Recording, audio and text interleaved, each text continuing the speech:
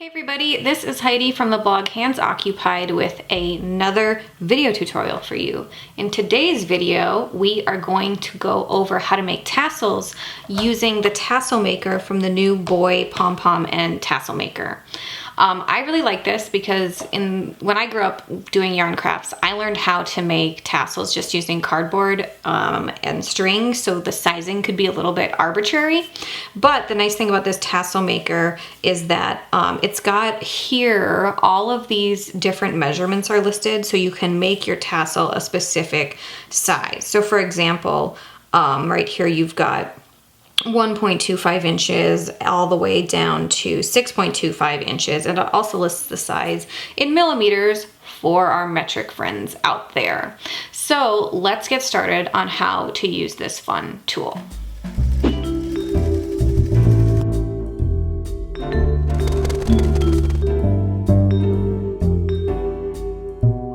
Couple tassels here on my table that I've already made using the Tassel Maker.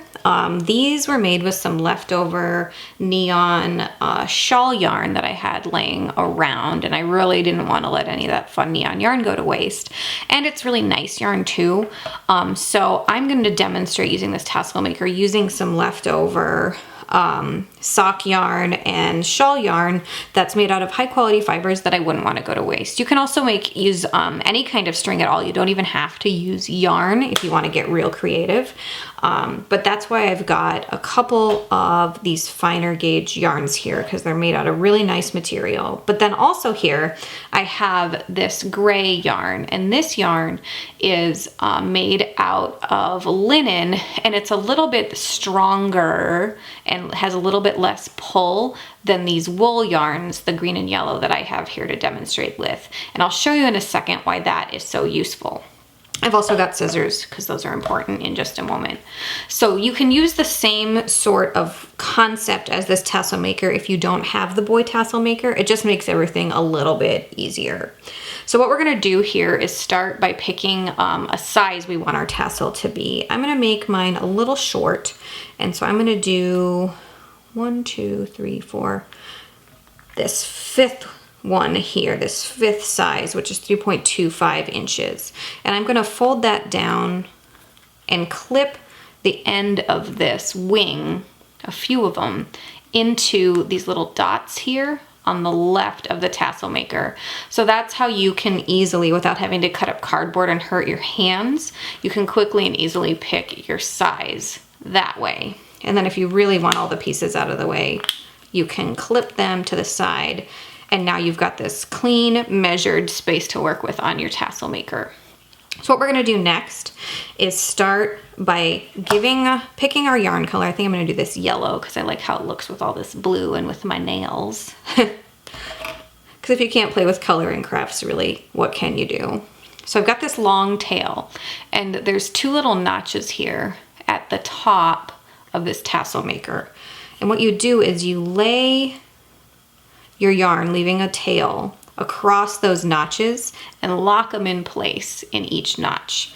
Then you bring your yarn around to the back of the Tassel Maker and just start winding all the way around. And you can wind quickly or slowly, whatever you feel like. So we're almost done wrapping here. And one of my best tips for making a tassel is make it nice and thick so that when you're ready to go, and this is all tied up in just a couple minutes, it'll bloom into a really nice thick tassel that's fun to add to the end of your work. So we've got this all wrapped up, and what we're gonna do next is take some of this gray yarn. I'm gonna cut just a few inches off of my little scrap ball here. We are going to thread it in the opening to the left of our tassel wrap, front to back. So I've got that held there with my pointer finger.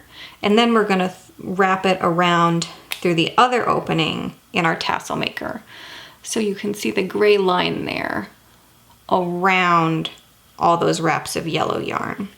Now looking at the back here, you can see that I've got this wrapped around the work. Next, we are going to tie a good, tight, and strong knot So you'll see I kind of really tightened that knot. And there we go. So now that knot is all good, we take our scissors and trim the non-tail end of that initial tail we left when we set up our tassel maker. We pull that through and we've got these pieces to work with. So we can tie this tail to square off the top of our work. Then all we gotta do is pop this off the tassel maker, trim our tails, and we've got ourselves a really nice tassel that's nice and thick because I used all of that scrap yarn that I had going on. And you should also make sure when you trim these loops at the end of your tassel, but make sure that you're trimming right in the center so that your tassel is nice and even. So you can see here the gray linen yarn I used to tie my tassel. I want it to be even tighter so I can get a really well-defined head up here on my tassel. So I'm taking the knot side, K-N-O-T side of my tassel and turning it to the back and bringing these two tails to the front to tie again right where I tied before to get this guy even tighter. If you're using another kind of fiber besides what your tassel's made out of, but you want to hide it, you trim the tails of that other yarn and then cover them up with some extra yarn that you made your tassel out of. And so that's just a nice way to thicken up the neck, so to speak, of your tassel and to cover up those knots. And then the last tip is to trim any tail pieces that are not quite the length you want, just like you would cleaning up a finished pom-pom. Oh, I almost forgot. One real last tip is you can take your yarn and steam it using a steam sitting on your iron to get it to lay all nice and clean. And you can see on these, I used all my hot tips and these two ended up nice and they're really tight at the top and really big and open and bell-like at the bottom. Happy tasseling!